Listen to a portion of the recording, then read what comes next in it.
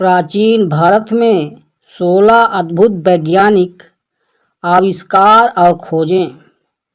प्राचीन सभ्यता का विकास उस समय की अविश्वसनीय प्राचीन इंजीनियरिंग और प्रौद्योगिकी का परिणाम था। इन प्रौद्योगिकी ने किसी न किसी तरह से आधुनिक जीवन को प्रभावित किया है, लेकिन इनमें से बहुत से आविष्कार भूल गए हैं, सिर्फ पन्नों पर खो गए हैं और हजारों साल बाद ही उन्हें पुनर्जीवित किया गया है। ये प्राचीन तकनीक और आविष्कारों के कुछ बेहतरीन उदाहरण हैं जो प्राचीन भारत में इस्तेमाल किए गए थे या प्राचीन भारतीयों द्वारा विकसित किए गए थे। पहला, प्राचीन भारत में 2600 साल पहले विकसित हुआ परमाणु सिद्धांत। जॉन डाल्टन को परमाणु सिद्धांत का जनक कहा जाता है। हालांकि डाल्टन से पहले, जो 1766 से 1844 के बीच रहे थे, आचार्य कणाद ने 2600 साल से भी पहले अणु, परमाणु यानी पदार्थ के अविनाशी कण के बारे में बात की थी।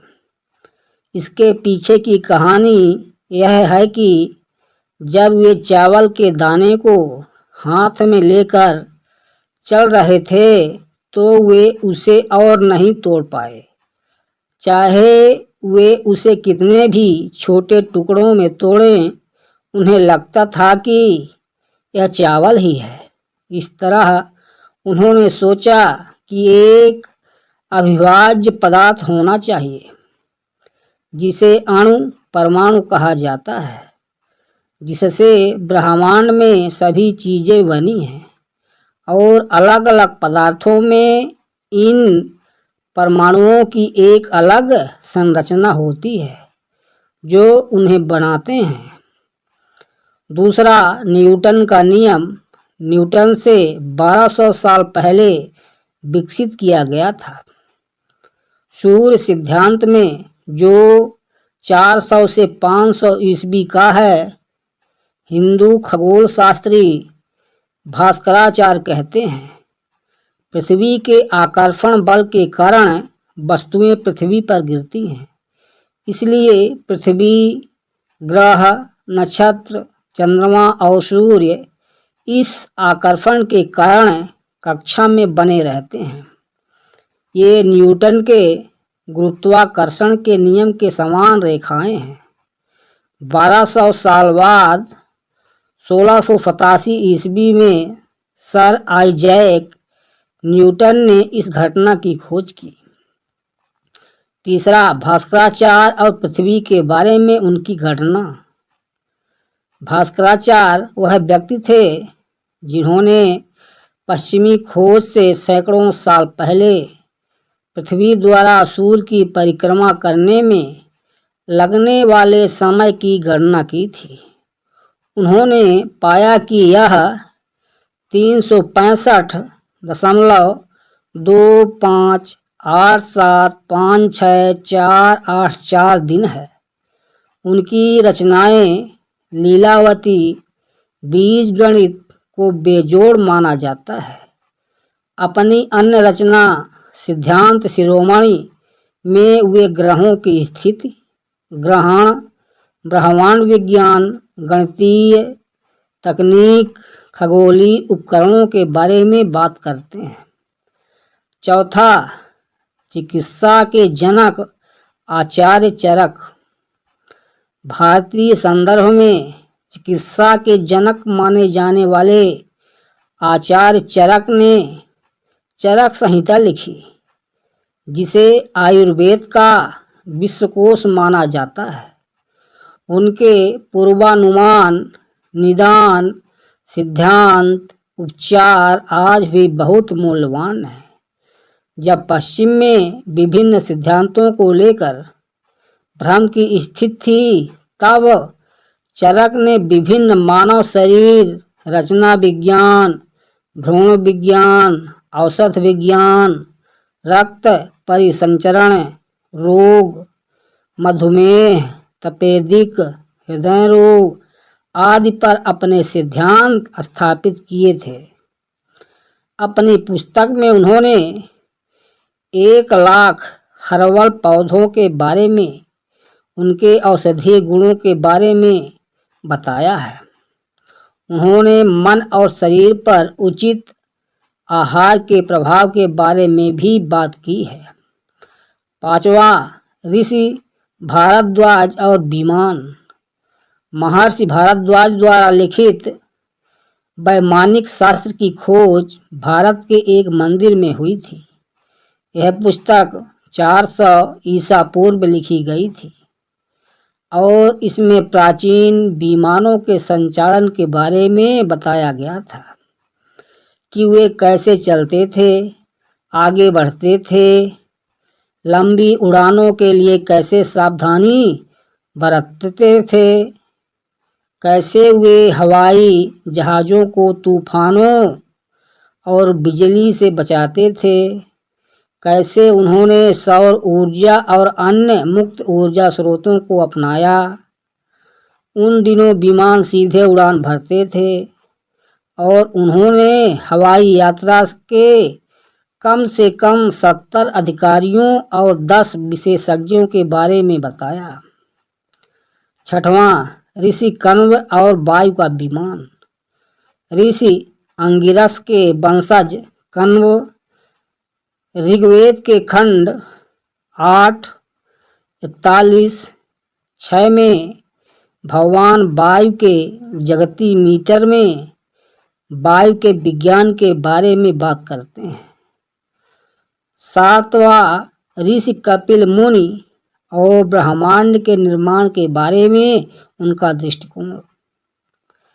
ऋषि कपिल मुनि के पास कम उम्र में ही एक दुर्लभ बुद्धि थी।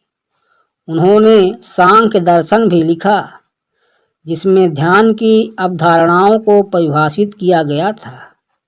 उनके अनुसार ध्यान या ध्यान मन की वह अवस्था है जो बिना किसी व्यक्ति परक वस्तुनिष्ठता, बिना किसी विचार, बिना किसी सांसारिक या भौतिक सुख के रहती है। वह सबसे निचले अकार्बनिक से लेकर उच्चतम कार्बनिक रूपों तक की निरंतरता के बारे में बात करते हैं जिसका स्रोत प्राकृत है।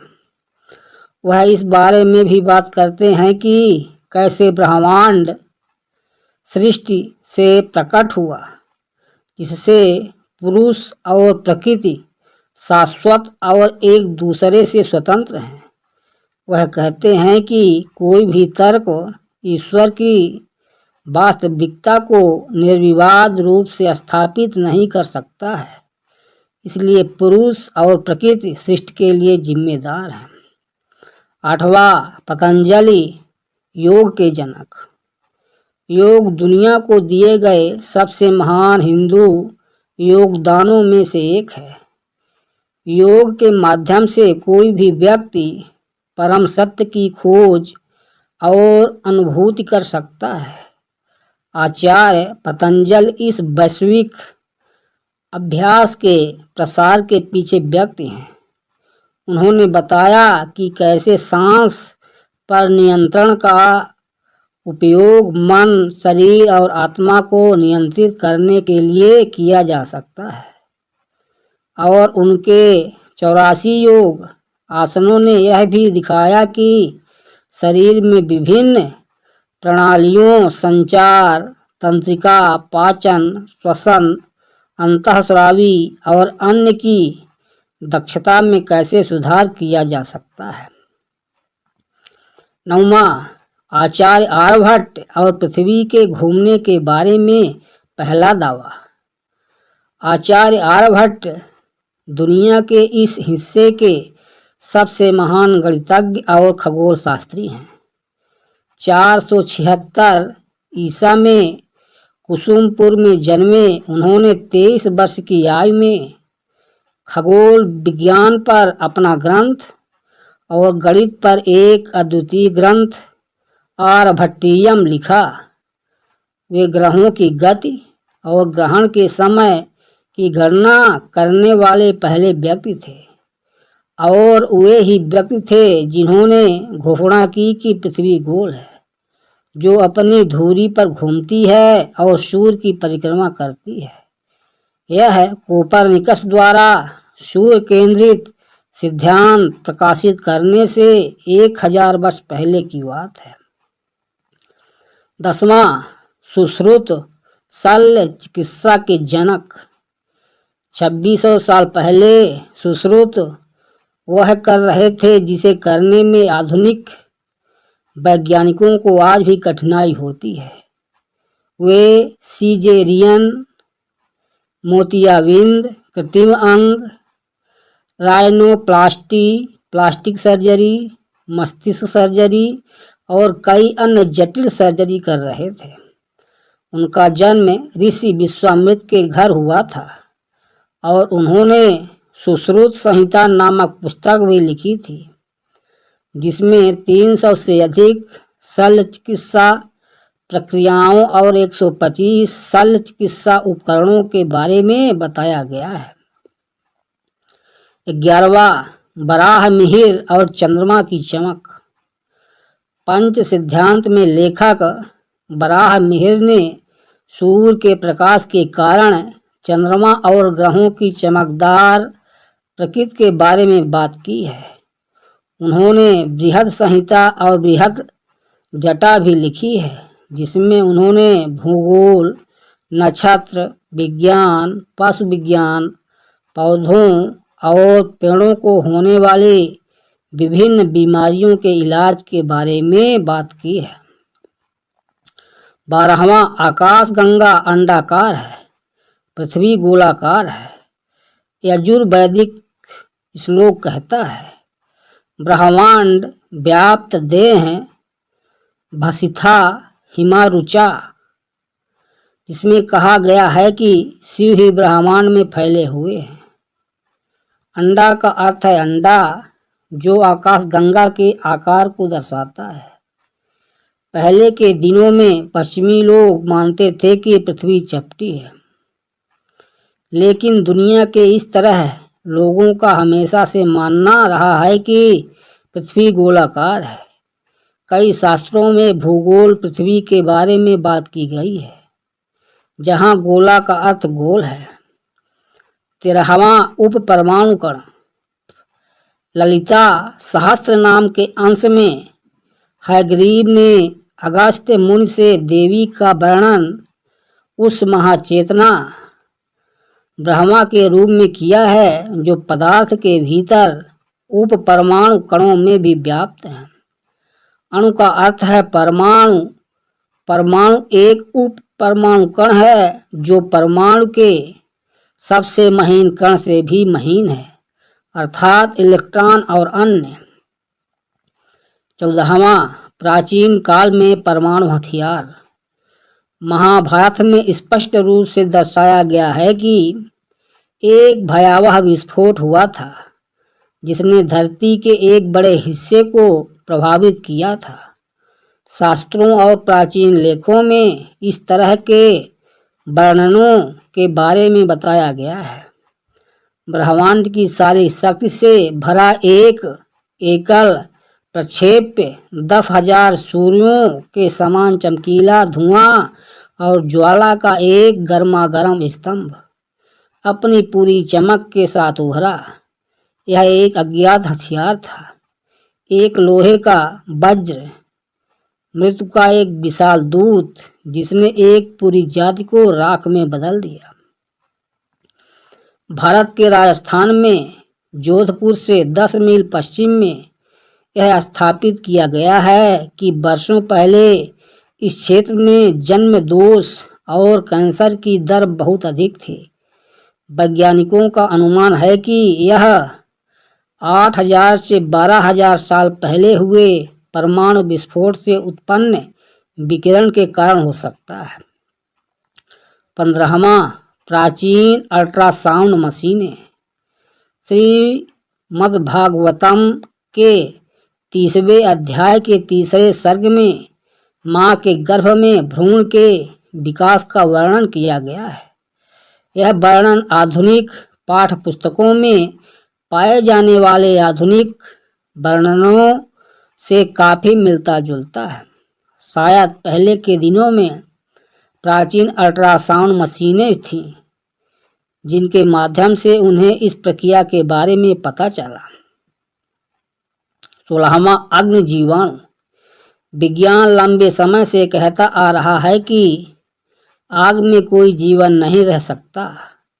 इसने उन्हें बंधीकरण के लिए एक आधार दिया, लेकिन वेदों का दावा है कि जीवन हर जगह मौजूद है, यहाँ तक कि आग में भी। लेकिन हाल ही में यह पता चला है कि अग्नि जीवाणु आग में जीवित रह सकते हैं। ये तथ्य पृथ्वी के सामने एक सवाल खड़ा करते हैं। क्या प्राचीन विज्ञान वास्तव में आधुनिक विज्ञान से ज़्यादा जानता था?